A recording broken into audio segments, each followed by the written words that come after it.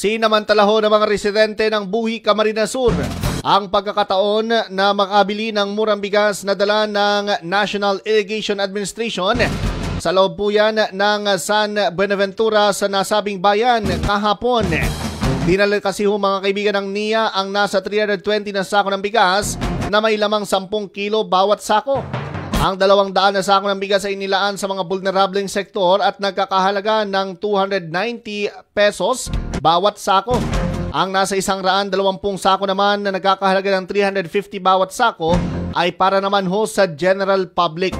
Ang murang bigas ay alinsunod sa ipinatupad ng Administrasyong Marcos upang makatulong aniya sa mga mamamayan. Samantala, ngayong araw, magbebenta muli ng murang bigas ang naturang tanggapan ng NIA sa lungsod naman po ng Naga.